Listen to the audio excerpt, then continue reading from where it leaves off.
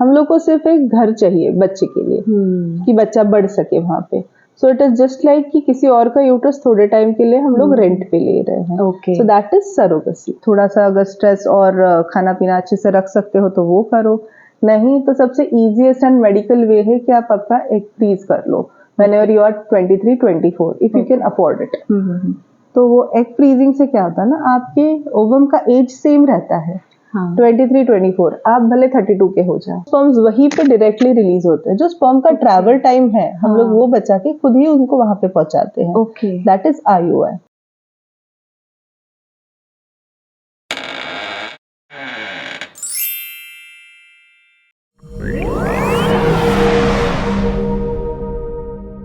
कहते हैं औरत की जिंदगी आसान नहीं होती, लेकिन जब एक बच्चा उसकी जिंदगी में आता है तो उसकी खुशियों का सबब बन जाता है। Hi guys, welcome to the show Charcha Chauraha presented by कुकटेल। मेरा नाम है गीतू राठौर, इस शो की प्रोड्यूसर और आपकी होस्ट। आज का एपिसोड औरतों के लिए बहुत इंपॉर्टेंट होने वाला है और उनके लिए भी जो फैमिली प्लानिंग के बारे में सोच रहे हैं। हम डिस्कस करेंगे आज इनफर्टिलिटी के बारे में। सो बने रहिए क्योंकि मैं वेलकम करने जा रही हूँ हमारे गेस्ट को। तो आज हमारे साथ है डॉक्टर आकांक्षा भानुशाली। आइए उनसे मिलते हैं। हेलो मैम, कैसे हो आप? I am good. ओके, सो हमारे व्यूअर्स को सबसे पहले आप अपने प्रोफेशन के बारे में बताइए। Okay, I am doctor Akanksha Bhanushali. I am an obstetrician, gynaecologist and infertility specialist in Kalyan. Okay, मैं basically deliveries and infertility cases से डील करती हूँ। Okay okay. सो मेरा सबसे पहला सवाल है फिर आपके लिए, जैसे कि आज की डेट में इनफर्टिलिटी के केसेस बहुत ज़्यादा इंक्रीज हो गए हैं, तो आपके पर्सपेक्टिव से उसके क्या मेन रीजंस हो सकते हैं? इनफर्टिलिटी के कॉजेस आजकल तो लेट मैरिज एज वो सबसे फर्स्ट इनफर्टिलिटी कॉज है। सेकंड, आजकल लोग का जो लाइफस्टाइल है, लाइफस्टाइल काफी चेंज हो गया है। जंक फूड खाना, स्मोकिंग, ड्रिंकिंग, ये सब आपके ओवम क्वालिटी एंड आपके स्पर्म क्वालिटी को अफेक्ट करता है। ओके। थर्ड, आजकल मैरिज का कॉन्सेप्ट लोगों का उतना है नहीं, इसके लिए पहले मल्टीपल पार्टनर्स एंड ऑल, इस वजह से भी इनफर्टिलिटी हो सकती है। ओके, सो मेल और फीमेल इनफर्टिलिटी में क्या डिफरेंसेस रहते हैं? जैसे कि सबको पता है कि दोनों में ही कुछ ना कुछ कमियां खामियां होती हैं, तो वो जो डिफरेंसेस है वो किस तरह के होते हैं? मेल एंड फीमेल कॉजेस काफी डिफरेंट रहते हैं। मेल्स में 3 पार्ट्स में हम लोग डिवाइड कर सकते हैं। ओके। एक तो टेस्टिकुलर कॉजेस रहते हैं जो कोई ट्रॉमा इंजरी की वजह से होता है। दूसरा सेमाइनल कॉजेस रहते हैं कि सेमिनिफेरस डक्ट्स ही उतना स्पर्म प्रोडक्शन नहीं कर पाते। ओके। थर्ड होता है कि वेरिकोसील्स रहते हैं, कभी कभी उस वजह से नहीं हो पाता है। ट्यूबल ब्लॉकेजेस रहते हैं, वास डेफरेंस के ब्लॉकेजेस रहते हैं, उस वजह से नहीं हो पाता है। ये हुआ मेल इनफर्टिलिटी के कॉजेस।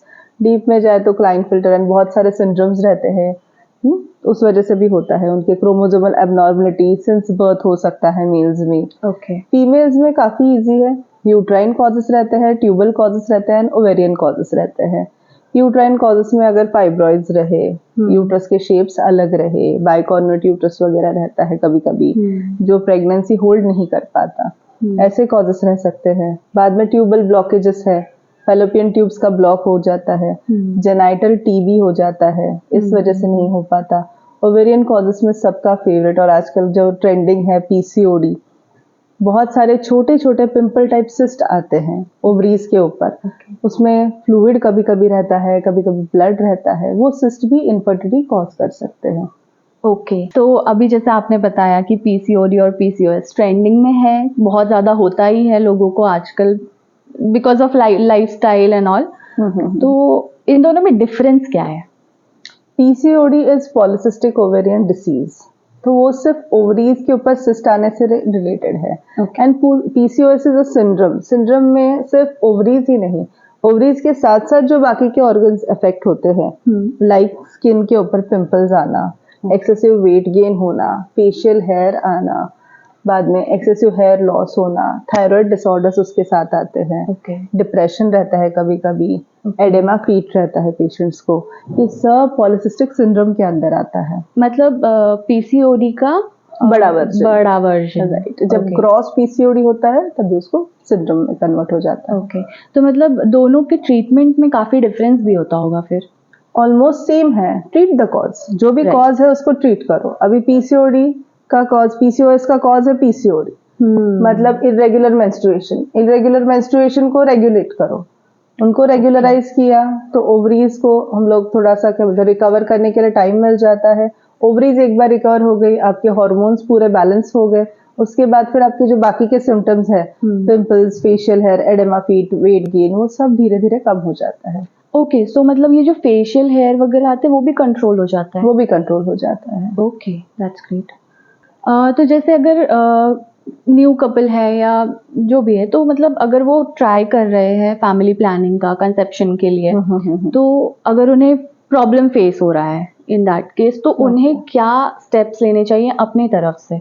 ओके, तो अगर कोई कपल 1 ईयर से ज्यादा ट्राई कर चुका है, अनप्रोटेक्टेड इंटरकोर्स कर चुके हैं, 1 ईयर से डेट्स, ओव्यूलेशन किट्स यूज कर रहे हैं, ये प्रॉपर ट्रैक कर रहे हैं अपने मेंस्ट्रुएशन का, उनके मेंसेस रेगुलर है, तो ऐसे टाइम पे हम लोग फिर बोलते हैं अनएक्सप्लेन्ड इनफर्टिलिटी कि क्यों है। फिर हम लोग को बाद में you have to see a gynaecologist. जब ये सब कुछ करने के बाद तो गायनेकोलॉजिस्ट बेसिकली क्या करते हैं, इवैल्यूएशन करते हैं। फीमेल इवैल्यूएशन करते हैं, मेल इवैल्यूएशन करते हैं। तो उनको सबसे पहले स्टेप्स क्या, जो नॉर्मली स्टार्ट करते हैं लाइफस्टाइल मॉडिफिकेशन से ही। अगर आप स्मोक ड्रिंक करते हो, स्मोक ड्रिंक करना आपको थोड़ा सा बंद करना है, फिजिकल एक्सरसाइजेस करो अच्छे से, बहुत सारा स्वेटिंग हो, ऐसे वाले एक्सरसाइज करो, सो दैट कि आपका कैलोरीज बर्न हो, कोलेस्ट्रॉल नॉर्मल रहे, आपके जो फीमेल्स के लिए जो हार्मोनल लेवल्स है वो नॉर्मलाइज रहे। बाद में आप एंटीऑक्सीडेंट्स बहुत सारे खाओ, फ्रूट्स कंज्यूम करो, रात को 8 बजे से पहले खाना खाना स्टार्ट करो, सुबह अर्ली मॉर्निंग रूटीन आपका जो रहता है, एक्सरसाइज, सुबह गर्म पानी, नींबू वाला पानी पीना, ये सब कुछ आप स्टार्ट कर सकते हो। इससे क्या है ना, बॉडी डिटॉक्स होता है, सो आपका बॉडी हेल्दी रहता है। अगर आपका बॉडी हेल्दी रहे तो ये बाकी कोई भी इश्यूज नहीं आते। लेकिन आजकल का लाइफस्टाइल, रात को 3 बजे तक जागना, सुबह 9-10 बजे उठना, या रादर उठना भी नहीं, 3 या 4 घंटे की नींद लेना, उसके ऊपर सर्वाइवल, स्ट्रेस, एंजाइटी, काम रिलेटेड, ये सब कुछ थोड़ा सा अगर कंट्रोल में आ जाएगा, जो कि अभी काफी मुश्किल है अगर ट्रैक करने के लिए, बट वो अगर कंट्रोल में आ जाएगा तो फिर कोई प्रॉब्लम नहीं है। जैसे इनफर्टिलिटी अगर कोई फेस कर रहा है तो आपके पास आते हैं, तो आप उसे इवैल्यूएट कैसे करते हो? सो इवैल्यूएशन में पहले हम लोग उनसे हिस्ट्री लेते हैं, डिटेल हिस्ट्री, फैमिली में कुछ ऐसा प्रॉब्लम है, किसी को इनफर्टिलिटी है। बाद में फीमेल्स का हम लोग साइकिल के बारे में पूछते हैं, उनके पीरियड रेगुलरिटी के बारे में पूछते हैं, हस्बैंड एंड वाइफ को साथ में लेके पूछते हैं कि वो एवरी वीक कितने टाइम उनका रिलेशन रहता है, उसके ऊपर डिपेंड करता है। अलग अलग उन दोनों से भी पूछते हैं कि मतलब आपको क्या कुछ प्रॉब्लम लग रहा है इसमें, रिलेशनशिप के टाइम पे कुछ प्रॉब्लम है। मेल्स को भी सेम चीजें पूछते हैं, फिर उनके जो भी आंसर्स आते हैं उससे हम लोग फिर आगे का इवैल्यूएशन करते हैं। इवैल्यूएशन में सबसे फर्स्ट पार्ट जैसे फीमेल्स का है, फीमेल्स का भी 3 पार्ट्स रहते हैं यूट्रस के, ovaries, tube and uterus, body and cervix जो रहता है वो। तो ओवरीज के लिए हम लोग इवैल्यूएशन करते हैं सीरम AMH का, सीरम AMH, DHEA करके, SO4, बाद में insulin, FSH, LH, progesterone, oestrogen, एक बेसिकली PCOD या ओवेरियन प्रोफाइल करवा लेते हैं हम लोग। बाद में ट्यूबल ब्लॉकेजेस अगर हो सकते हैं क्या, अगर ट्यूबल ब्लॉकेजेस है तो हम लोग HSG करवाते हैं, सोनोसैल्पिंगोग्राफी करवाते हैं, दोनों में से जो बेस्ट मोडालिटी रहेगा वो। यूट्राइन कॉजेस के लिए नॉर्मल सोनोग्राफी है ना, सोनोग्राफी में पता चल जाता है अंदर क्या है। और अगर सोनोग्राफी भी थोड़ा डाउटफुल है तो हम लोग फिर हिस्टोस्कोपी करते हैं। हिस्टोस्कोपी मतलब अंदर कैमरा, दूरबीन डाल के हम लोग चेक करते हैं कि अंदर के साइड पे तो कुछ प्रॉब्लम नहीं है ना करके। बाद में सर्वाइकल कॉजेस आते हैं। सर्वाइकल कॉजेस में अगर किसी को एक्सेसिव व्हाइट डिस्चार्ज रहे, नेबोथियन सिस्ट रहता है, कोई फाइब्रॉइड रहता है सर्विक्स, तो स्पर्म उतना ऊपर ट्रैवल नहीं कर पाते, तो वो कॉजेस इवैल्यूएट करते हैं। मेल्स में सेम सीमेन एनालिसिस करवाते हैं, स्पर्म काउंट कितना है। स्पर्म काउंट भी अगर अच्छा हुआ, कभी कभी कैपेसिटेशन और मोटिलिटी उनकी कम रहती है, तो स्पर्म मोटिलिटी बराबर है क्या वो चेक करते हैं। स्क्रॉटल डॉपलर करते हैं। स्क्रॉटल डॉपलर मतलब जो मेल्स के जो प्राइवेट पार्ट्स रहते हैं उनका सोनोग्राफी रहता है बेसिकली, कि कोई भी वहां पे वेन है जो सूज गई है, या कोई भी दूसरा कुछ प्रॉब्लम है क्या, अंदर कोई गांठ है क्या, पानी की गांठ है क्या, वो सब चेक करते हैं। तो ये हुआ मेल साइड का इवैल्यूएशन। तो ये दोनों का इवैल्यूएशन होने के बाद जो भी अंडरलाइंग कॉज रहता है, तो उसको हम लोग आगे जाके ट्रीट करते। सो लास्ट टाइम जब हम मिले थे आपने ओवेरियन रिजर्व के बारे में बताया था। राइट। तो आप वो टर्म थोड़ा एक्सप्लेन कर दो। सो ओवेरियन रिजर्व अगर मेडिकली अगर मैं आपको बताऊं तो प्राइमोर्डियल फॉलिकल्स करके रहते हैं। प्राइमोर्डियल फॉलिकल्स मतलब वो फॉलिकल्स जो पहले सिलेक्ट होते हैं प्रोसेस के लिए, जिससे एक फॉलिकल बड़ा होकर ग्राफियन फॉलिकल बनता है और वो ग्राफियन फॉलिकल फूटता है एंड उसके बाद उसको बोलते हैं ओव्यूलेशन। तो ये ओवेरियन रिजर्व मतलब ये सारे फॉलिकल्स की क्वांटिटी ही किसी किसी पेशेंट में कम रहती है। तो हम लोग उसको सीरम AMH लेवल्स से देखते हैं, चेक करते हैं। अगर आपका सीरम AMH लेवल 2 to 5 ग्राम के बीच में हो, नैनोग्राम के बीच में हो, तो कोई प्रॉब्लम नहीं आता है। अगर उससे कम हो तो उसको लो ओवेरियन रिजर्व बोलते हैं। 15 प्लस हो तो उसको हाई ओवेरियन रिजर्व बोलते हैं। हाई ओवेरियन रिजर्व भी अच्छी बात नहीं है, लो ओवेरियन रिजर्व भी अच्छी बात नहीं। सो दिस बेसिकली कितने ओवरीज में कितने फॉलिकल्स बचे हैं, that is ovarian reserve. That is denoted since birth. But वही नॉर्मली अपने क्या बोलते हैं लाइफस्टाइल की वजह से या इसकी वजह से कभी कभी साइकिल्स अनओव्यूलेटरी हो जाती है, तभी वो बढ़ता है।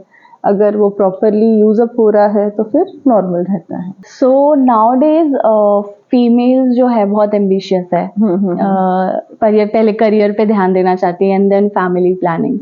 सो आपने बताया था कि एज भी एक फैक्टर होता है। राइट। तो आप सजेशन क्या दोगे उसको, मतलब ताकि वो अपना उस चीज को भी मेंटेन कर सके, करियर वाइज भी मेंटेन कर सके और फैमिली प्लानिंग के लिए स्टार्टिंग से ही उस चीज को लेके प्रिपरेशन में आजकल एक्चुअली एजुकेशन बहुत लंबे टाइम तक चलता है।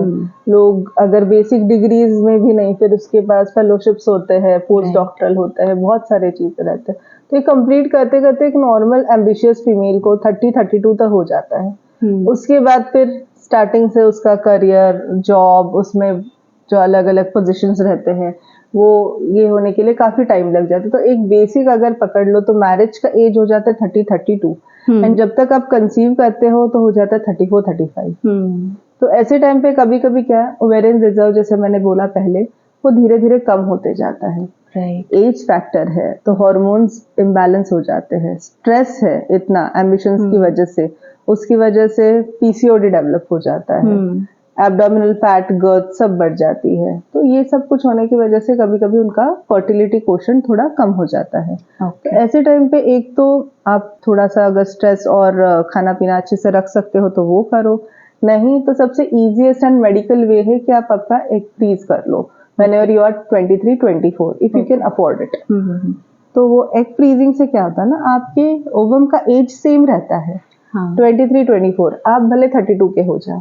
So that is a best option, आपको ये करना है। नहीं तो फिर आफ्टर 32-33 आप अगर प्लान कर रहे हो, आपको अगर नहीं हो रहा, उस टाइम पे भी हम लोग फिर इनफर्टिलिटी कंसल्टेंट को मिलके आगे एक तो उनका साइकिल रेगुलराइज करवाते हैं, उनका ओव्यूलेशन इंडक्शन करवा के ओव्यूलेशन ऑन टाइम करवाते हैं। नहीं तो फिर IVF या ICSI, ये सबसे लास्ट प्रोसीजर्स रहते हैं। सो मैं ये सब प्रोसेस पे आपको और क्वेश्चंस पूछूंगी, थोड़ा डिटेल में जाएंगे। सो अभी जैसे कि आपने बताया कि IVF वगैरह भी है, तो ये जो ट्रीटमेंट प्रोसेस है अलग अलग कंसेप्शन के लिए, तो उसके बारे में थोड़ा एक्सप्लेन कीजिए। बहुत सारे हैं I guess, IVF, IUI, surrogacy, adoption तो लास्ट में आता है, बट उसके पहले भी काफी सारे हैं ऑप्शन, राइट? तो सबसे फर्स्ट अगर स्टार्ट किया जाए तो जैसे मैंने बोला कि जैसे स्पर्म की भी टेस्ट होती है मेल्स की, सीमेन एनालिसिस। अगर किसी मेल पर्सन का मोटिलिटी कम है, काउंट अच्छा है, तो हम लोग IUI के लिए जाते हैं। आपको रुकूंगी यहाँ पे, मोटिलिटी और काउंट में डिफरेंस बता दीजिए। Count is total number of live sperms, and motility is total number of sperms who can reach ovum. Quality that is motility, हिलना, ऊपर कितने स्विम करके जाते हैं, उसके ऊपर उसको मोटिलिटी बोलते हैं। तो स्विम जितने स्पर्म्स होते हैं, मोटिलिटी अगर कभी कभी धीरे होती है तो कभी कभी उधर तक पहुंच नहीं पाते, उधर तक पहुंचते पहुंचते स्पर्म्स डेड हो जाते हैं, तो उनको बोलते हैं मोटिलिटी। तो ऐसे टाइम पे हम लोग क्या करते हैं, IUI में हम लोग स्पर्म्स को वो सब कुछ करने ही नहीं देते। हम लोग डायरेक्टली एक छोटे से सिरिंज में वॉश्ड स्पर्म रहता है, प्री वॉश्ड स्पर्म रहता है, जिसमें सारे लाइव और अच्छे क्वालिटी के स्पर्म्स रहते हैं। एक बड़ा कैन्यूला रहता है, कैन्यूला के थ्रू सर्विक्स से अंदर जाके यूट्रस के फंडस के यहाँ पे थोड़ा सा जिस कॉर्नर में ओव्यूलेशन होने वाला है जिस साइड से, उस कॉर्नर में जाके हम लोग उसको पुश कर देते हैं। ओके। तो वो स्पर्म्स वहीं पे डायरेक्टली रिलीज होते हैं। जो स्पर्म का ट्रैवल टाइम है हम लोग वो बचा के खुद ही उनको वहां पे पहुंचाते हैं। Okay. That is IUI। Okay. उसके बाद पेशेंट को वही पोजीशन में थोड़े टाइम रहना, बाकी प्रेगनेंसी सपोर्ट के लिए प्रोजेस्टेरॉन के टैबलेट्स देना, ये सब कुछ हम लोग करते हैं IUI के बाद। दूसरा रहता है IVF।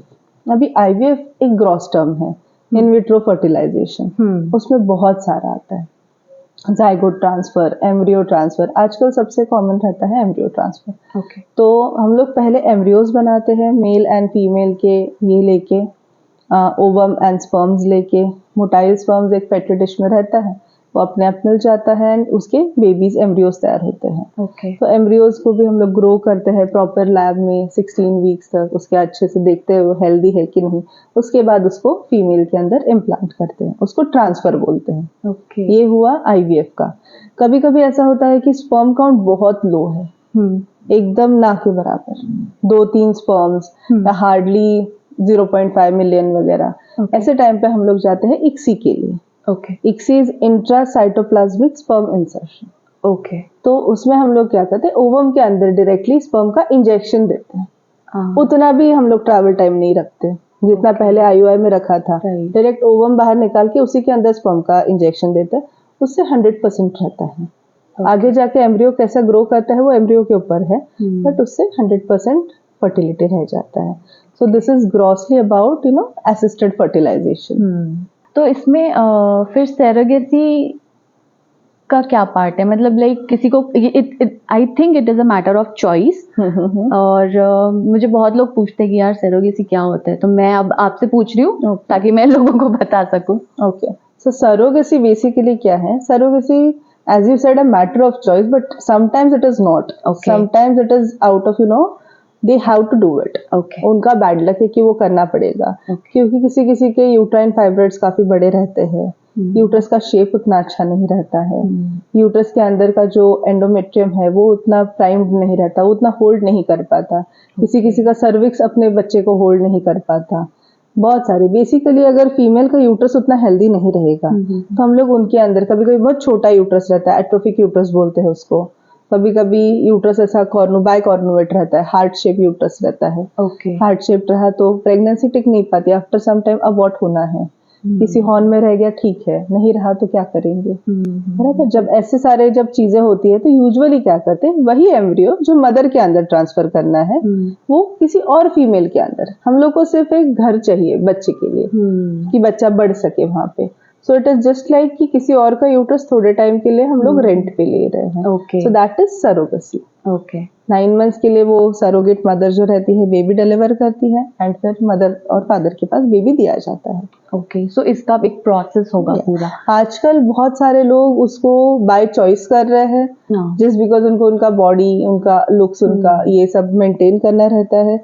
अभी गवर्नमेंट उतना उसको अलाउ नहीं करता, बहुत आपको मतलब क्या बोलते हैं, बहुत प्रोसीजर के थ्रू जाना पड़ता है वो करने के लिए। क्योंकि बीच बीच में सरोगेसी को इतना मिसयूज हुआ था कि उसको प्रोफेशन बना दिया था कुछ फीमेल्स ने। तो अभी वो उतना अलाउड नहीं रहता, आपको प्रॉपर कोर्ट से परमिशन लेनी पड़ती है, आपके रिपोर्ट्स प्रेजेंट करने पड़ते हैं कि ये फीमेल कंसीव नहीं कर पा रही है, इस वजह से हमको सरोगेसी चाहिए। Okay, so that situation is already controlled. Yes, that situation is already controlled. और कुछ ऑप्शंस हैं इसमें सरोगेसी के अलावा? नहीं, हाँ, सरोगेसी के अलावा देखो, अगर खुद का बेबी चाहिए और अगर ऐसा प्रॉब्लम है फीमेल का, अगर यूट्राइन प्रॉब्लम है तो सरोगेसी ही बेस्ट रहता है उसके लिए। एंड अगर ऐसा आपको है नहीं कि मतलब कभी कभी रहता है ना फैमिली हेरिटेज लिनिएज आपका मेंटेन नहीं करना है, बस खुद की खुशी के लिए बेबी चाहिए, तो adoption is any time a better option. And last, अगर किसी का कभी कभी वजाइना नहीं रहता, हम लोग आर्टिफिशियल वजाइना बना सकते हैं इनफर्टिलिटी के हिसाब से। कभी कभी किसी के यूट्रस उतने अच्छे नहीं रहते, जैसे मैंने अभी बताया कि बहुत सारे यूट्राइन प्रॉब्लम्स हो सकते हैं। तो एक नया ट्रीटमेंट मोडालिटी है यूट्राइन ट्रांसप्लांट। कोई भी एक हेल्दी फीमेल रहता है जो जिसको अभी यूट्रस की जरूरत नहीं है, उस फीमेल से लेके एक नॉर्मल फीमेल जिसको यूट्रस की जरूरत है उसमें ट्रांसप्लांट करना। तो आजकल तो वो अंडर ट्रायल है, इंडिया में उतने ज्यादा केसेस उसके हुए नहीं है, जैसे थोड़ा ट्रेंडिंग हो जाएगा वो भी हम लोग स्टार्ट कर देंगे, मतलब वो भी गायनेकोलॉजिस्ट नॉर्मली हर जगह आपको अवेलेबल रहेगा। Okay okay.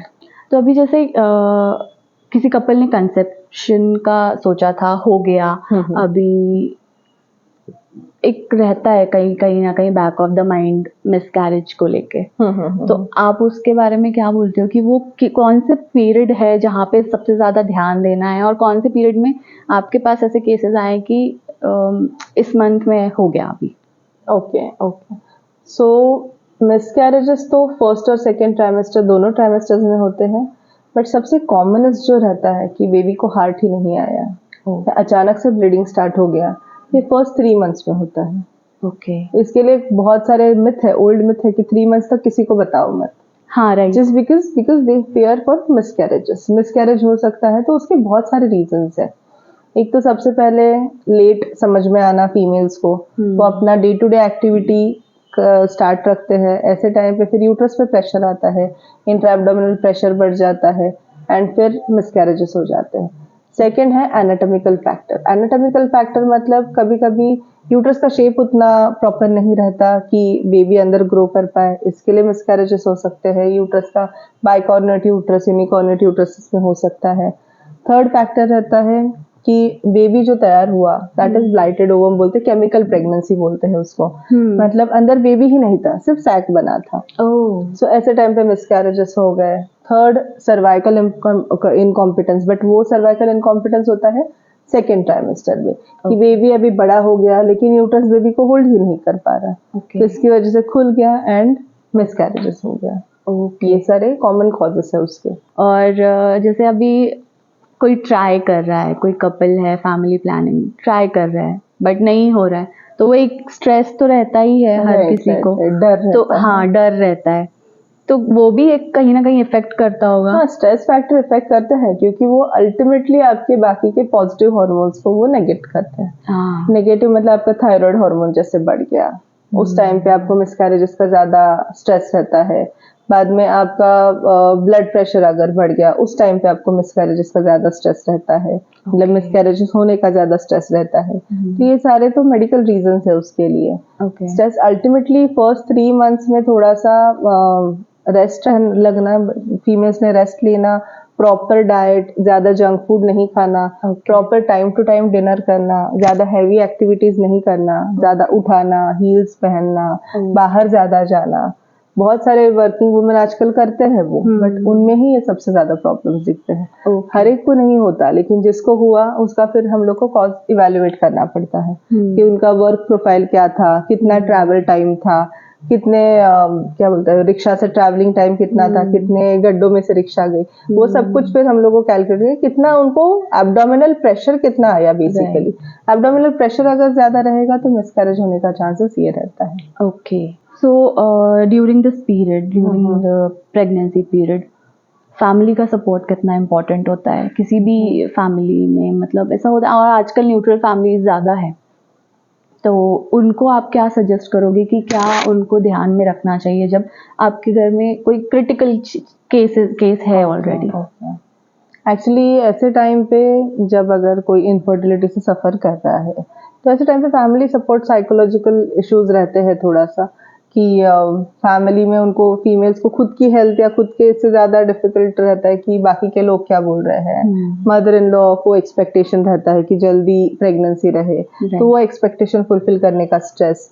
बाद में हस्बैंड को भी मदर इन लॉ का स्ट्रेस रहता है कि क्या करना है, तो उसको हस्बैंड का भी स्ट्रेस, तो फीमेल को सब जगह से स्ट्रेस रहता है। प्लस उसको वो समझ में नहीं आता कि क्या प्रॉब्लम है। तो ऐसे टाइम पे अगर आप प्रॉपर थोड़ा बात करो, आप थोड़े सोशल ग्रुप्स जो रहते हैं, इनफर्टिलिटी के सोशल ग्रुप्स रहते हैं, वो ये करो, खुद से थोड़ा रिसर्च करो क्या कहीं पे खुद से गलत हो रहा है क्या, और अगर कुछ भी समझ में नहीं आए तो अल्टीमेटली आप डॉक्टर की सलाह ले सकते हो। तो ऐसे टाइम पे फैमिलीज ने थोड़ा सा समझना चाहिए कि जो भी इनफर्टिलिटी है, सामने वाला अगर स्ट्रेस में रहेगा तो अल्टीमेटली उसका अगर फर्टाइल भी अगर उसका तो ये रहेगा, फर्टिलिटी उसका क्वोशेंट अच्छा रहेगा, तभी भी वो खराब होना है स्ट्रेस हार्मोन की वजह से, राइट। तो उनको थोड़ा सा मोटिवेट करना, या उनके साथ थोड़ा सा ये टॉपिक के बारे में डिस्कस करना, या फिर उनको हेल्प करना अगर कोई भी उनको अगर सोर्स मिल जाए या किसी डॉक्टर के साथ पास जाके उनके साथ जाना, उनको सपोर्ट करना, ऐसे टाइम पे उनको at least she is like relieved कि हाँ ठीक है, एटलीस्ट मेरी फैमिली तो मेरे साथ है, बाकी का तो अभी डॉक्टर देख लेंगे, बट एटलीस्ट यहाँ से तो कोई स्ट्रेस नहीं है। राइट। तो ये बेसिकली उनको थोड़ा सा mental and emotional help support रखना चाहिए उनका। ओके। एक ना बहुत ही मिसकंसेप्शन है एक चीज को लेके कि जब कोई लेडी डिलीवर कर रही है तो उसका पहला चाइल्ड सपोज लड़की है या लड़का है, उसको सेकंड भी लड़की या लड़का हो जाए, सेम जेंडर का उसको हो रहा है एवरी टाइम, तो वो ऐसा बोलते हैं लोग कि this is whole sole responsible, इसका जो है वो फीमेल है। राइट। तो इसमें आपको क्या बोलना है? एक्चुअली एकदम मिसकॉन्सेप्शन ही है ये लोगों का, क्योंकि फीमेल के पास तो दो ही सेम क्रोमोसोम्स है, x and x chromosome. Right. तो वो तो फीमेल डिनोट ही नहीं कर सकती ना, फीमेल के पास वाई है ही नहीं, तो वो लड़का किधर से डिनोट करेगी। बेसिकली जो भी बेबीज जब भी तैयार होते हैं, मदर का एक क्रोमोसोम एंड फादर का एक क्रोमोसोम आता है, तो जो लड़का हो या लड़की हो, ये डिनोट जो करता है फादर करते हैं। ओके। तो अगर वाई क्रोमोसोम उस टाइम पे डोमिनेंट रहा तो मेल चाइल्ड होता है, अगर एक्स क्रोमोसोम डोमिनेंट रहा तो फीमेल चाइल्ड होती है।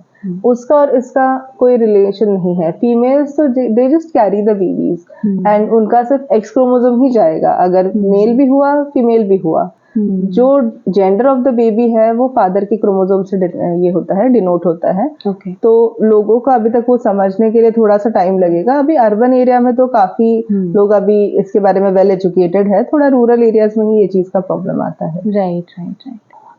तो जैसे कि आपने बताया कि एक प्रोसीजर होता है जो लोगों को फॉलो करना होता है बिकॉज ऑफ उनका बैड लाइफस्टाइल, तो वो नहीं कंसीव कर पा रहे हैं। तो जब आप उनको बताते हो एक प्रोसीजर होता है, वो फॉलो करते हैं, देन उसके बाद में उनको वो ट्रैक पे आने के लिए कितना टाइम लगता है कि वो बोल सके कि they are ready to like conceive? Okay, see अगर दोनों का इवैल्यूएशन हो गया है, दोनों में भी कोई प्रॉब्लम नहीं है, फीमेल भी एकदम हेल्दी है, मेल भी एकदम हेल्दी है, फिर भी अगर कंसीव नहीं करे, दैट इज अनएक्सप्लेन्ड इनफर्टिलिटी। तो वो सिर्फ लाइफस्टाइल कॉजेस की वजह से होता है। अगर उन्होंने अपनी लाइफस्टाइल बहुत अच्छे से रखी, जैसे टाइमिंग्स है वो टाइमिंग फॉलो किए, थोड़ा मेडिटेशन वगैरह करना स्टार्ट किया, तो hardly it takes around 5 to 6 months for them to conceive natural conceive कर सकते हैं। बाकी तो ट्रीटमेंट मोडालिटी से तो 2-3 months में वो कंसीव हो जाते हैं। Okay okay. तो अभी जितने भी आपने प्रोसेस बताया, अलग अलग टेक्नोलॉजीज बोलो या ट्रीटमेंट प्रोसेसेस हैं जो भी अलग अलग, तो उनकी सक्सेस रेट क्या है? ओके, तो अगर आप IUI का लेने के लिए जाओ तो 30 to 40% सक्सेस रेट है उसका, उतना ज्यादा हाई सक्सेस रेट नहीं है। बाद में IVF is mostly 80-85%। Okay. First cycle के लिए अगर आप बोलोगे तो 60%, अगर सेकेंड साइकिल है तो 80-85%। ओके। इसके सक्सेस रेट अच्छे हैं IVF। इक्सी का तो बहुत अच्छा है, 90-92% तक इक्सी का सक्सेस रेट है। मेरा एक जस्ट रैंडम क्वेश्चन है कि आपने मुझे लास्ट टाइम बताया था कि वो एज जो बच्चे जो होते हैं ना, तो वो 3 साल का गैप होना चाहिए। ओके। तो वो 3 साल का गैप क्यों होना चाहिए, और अगर प्लानिंग कर रहा है कोई तो कब से स्टार्ट करना चाहिए? वो एक प्रॉपर प्लानिंग होती है ना बच्चे के लिए, तो वो आप थोड़ा एक्सप्लेन करो। अगर आप प्लान कर रहे हो तो सबसे पहले अगर आप मेंटली, फिजिकली और इकोनॉमिकली अगर आप स्टेबल हो, आप रेडी हो, तो आप बेबी प्लान करो, राइट। तो तभी अगर स्टार्ट किया बेबी प्लान करना, तभी भी नॉर्मल नेचुरल ट्रायल के बाद कंसेप्शन होने के लिए 3 to 4 months लगते हैं। अगर आप कंसीव कर लेते हो, बेबी बॉर्न हो जाता है, फिर से प्रेशराइज होता है कि अभी सेकंड बेबी चाहिए। 2 बच्चों के बीच में कम से कम 2 to 3 years का गैप होना चाहिए। 2 to 3 years का गैप क्यों? वो भी डिपेंड करता है आपकी नॉर्मल डिलीवरी थी कि आपका सिजेरियन था। अगर नॉर्मल डिलीवरी रहेगा तो 2 years का गैप इज इनफ। वो आपके यूट्रस को वापस कॉन्ट्रैक्ट करने के लिए, जो लैक्सिटी आ जाती है लिगामेंट्स की, उसको नॉर्मलाइज करने के लिए, खुद को थोड़ा मदर बेबी के पीछे रहते हैं काफी टाइम, उनका कैल्शियम, आयरन, विटामिन B12 सब कम हो जाता है, उनको थोड़ा सा सेल्फ रिकवरी के लिए उतना टाइम लग जाता है। और अगर LSS रहे तो आपका प्रीवियस स्कार रहता है, यूट्रस के ऊपर जो स्कार रहता है वो स्कार अच्छे से हील हो, ताकि नेक्स्ट प्रेगनेंसी में उसके अंदर कोई गेपिंग नहीं हो, या वो फटे नहीं बच्चा बड़ा होने के बाद। 7-8 मंथ में कभी कभी स्कार फट जाता है, क्योंकि वो उतना स्ट्रांग नहीं हो पाता, बहुत जल्दी दूसरा प्रेगनेंसी का चांस ले लिया रहता है। तो ऐसे टाइम पे वो स्कार हीलिंग के लिए एंड फाइब्रोसिस के लिए कम से कम 3 इयर्स लगता है। तो सिजेरियन के बाद 3 to 4 इयर्स का गैप सबसे अच्छा रहता है। ओके, बहुत ही बेसिक क्वेश्चन है कि मतलब कितने एज में कितने बच्चे होने चाहिए और गैप्स वगैरह जैसे आपने बताया, तो वो उसके बारे में थोड़ा एक्सप्लेन कर दीजिए। ओके, सो अगर आपका अर्ली मैरिज है, हाँ। अगर बहुत यंग हो आप, सब सेटल्ड है, सब कुछ बराबर है, तो आपका एज फैक्टर के हिसाब से आपके ओवम बहुत अच्छे रहेंगे, राइट। आपके हस्बैंड का भी एज अगर कम ही है तो उनका स्पर्म क्वालिटी अच्छा रहता है। ऐसे टाइम पे जब अगर आप 2 किड्स 3 किड्स अगर प्लान कर रहे हो तो आपको आगे जाके सिंड्रोम का कोई प्रॉब्लम नहीं रहता। आपके तीनों बच्चे समझो अगर 3 इयर्स के गैप पे भी हो जाए तभी भी आप हार्डली 30-32 एज के रहते हो जब तक आप आपका लास्ट चाइल्ड प्लान करते हो। बट अगर आप 32-33 में ही अगर आप मैरिज अब कर रहे हो तो उसके बाद फिर अगर जल्दी 2 साल के गैप में अगर करने वाले हो तो 2 किड्स इज ओके, नहीं तो आपको 1 किड के साथ ही रहना चाहिए। क्योंकि फिर नेक्स्ट किड अगर 35 क्रॉस करने के बाद हुआ और फिर अगर वो डाउन सिंड्रोम या फिर ऐसे पॉजिटिव हुआ तो वो प्रॉब्लम हो जाता है, क्रिटिकलनेस बढ़ जाता है with age, right. Top 3 main issues कौन से होते हैं जब कोई भी आता है आपके पास में या किसी भी गायनोकोलॉजिस्ट के पास आता है? ओके, सो अभी जब से मैं प्रैक्टिस कर रही हूँ तब से सबसे कॉमनेस्ट एंड टॉप रैंकर अगर कुछ रहेगा तो that is PCOD. Almost 80 to 85% of the population को पीसीओडी है। इरेगुलर मेंस्ट्रुएशन है, इवैल्यूएशन के लिए यूएसजी करो, पीसीओडी। ओवेरियन वॉल्यूम बड़ा, बल्कि ओवरीज, ये सबसे कॉमनेस्ट है। सेकेंड है यूट्राइन फाइब्रॉइड्स। यूट्राइन फाइब्रॉइड्स मतलब यूट्रस के अंदर छोटी छोटी फाइब्रॉइड की गांठें हो जाती है, सेम हार्मोनल इम्बैलेंस की वजह से। थर्ड है मेंस्ट्रुअल डिसऑर्डर्स, थायराइड वगैरह रहता है पेशेंट्स को, जिसकी वजह से कभी कभी 40 डेज तक 2 to 3 मंथ्स तक उनको पीरियड्स नहीं आते, एंड जब भी आते हैं तभी 15-20 डेज के लिए एकदम एलोंगेटेड हैवी पीरियड्स जाते हैं। तो ये मेंस्ट्रुअल इरेगुलरिटीज, उसको हम लोग डीयू भी बोलते हैं। तो ये तीनों सबसे कॉमनेस्ट ये है जो हमारे पास जितने केसेस आते हैं उस हिसाब से। अभी जैसे कोई बहुत टाइम से अनप्रोटेक्टेड सेक्स कर रहा है या मल्टीपल पार्टनर्स के साथ में किया, तो क्या वो भी एक रीजन हो सकता है इनफर्टिलिटी को लेके? एक्चुअली इनफर्टिलिटी से रिलेटेड उसका कोई रीजन नहीं है, बट सेक्सुअल डिसीजेस सबको हो सकते हैं। जैसे वेनरल डिसीजेस आते हैं, जेनिटल वॉर्ट्स आता है, हर्पीज आता है, सिफिलिस आता है। तो ये अगर आपको डिसीजेस हो गए तो वो डिसीजेस अल्टीमेटली कहीं ना कहीं इनफर्टिलिटी क्रिएट करते हैं, क्योंकि वजाइनल एंड में रहता है, सर्वाइकल एंड में रहता है, लेबिया पे रहता है साइड में, उस वजह से फिर इनफर्टिलिटी हो सकती है आपको। ओके, तो लास्टली हमारे ऑडियंस के लिए अपनी तरफ से कुछ एडवाइस सजेशन आप शेयर करें। अभी जो भी इनफर्टिलिटी के लिए ट्राई कर रहे हैं वो कपल, सबसे पहले स्ट्रेस मत लो। ये क्यूरेबल डिसीज है, ये डिसीज भी नहीं है, इसके लिए बहुत सारी ट्रीटमेंट मोडालिटीज है। तो स्ट्रेस फ्री रहो, एक्सरसाइज करो रेगुलरली ताकि आपकी बॉडी फिट रहे, कंसीव करने के बाद कोई प्रॉब्लम नहीं आए। आपका लाइफस्टाइल चेंज करो, आप हेल्दी लाइफस्टाइल, स्मोकिंग ड्रिंकिंग जो रहेगा वो क्विट करो, ऑन टाइम सो जाओ, सुबह जल्दी उठो, खाने में एंटीऑक्सीडेंट्स बहुत सारे खाओ, एंड अपने फैमिली के साथ आप पूरा ये ट्राई करो, आपकी फैमिली को इस जर्नी में आपके इन्वॉल्व करो ताकि वो आपको सपोर्ट कर सके इस चीज़ के लिए। और अगर आपने ये सब कुछ कर लिया फिर भी नहीं हो पा रहा है तो फिर आप कोई भी आपके नज़दीक के गायनेकोलॉजिस्ट को आप कंसल्ट कर सकते हो। तो thank you so much ma'am, बहुत सारी इन्फॉर्मेशन हमारे साथ शेयर करने के लिए। बहुत सारे न्यू चीज़ें पता चली हैं जो लोगों को भी पता होनी चाहिए। तो प्लीज़ गाइस, प्लीज़ इस वीडियो को बहुत सारे लोगों के साथ शेयर करो ताकि वो भी एजुकेट हो सकें। और अगर आप लोगों की कोई क्वेरीज हैं तो प्लीज़ कमेंट करो, हम उसे सॉल्व करने की कोशिश करेंगे। और प्लीज़ इस चैनल को सब्सक्राइब करो। और मैम का एक डायलॉग है जो मैं उनको चांस देना चाहूँगी, बोलना चाहूँगी। Ma'am please. Love and fertility from us to you.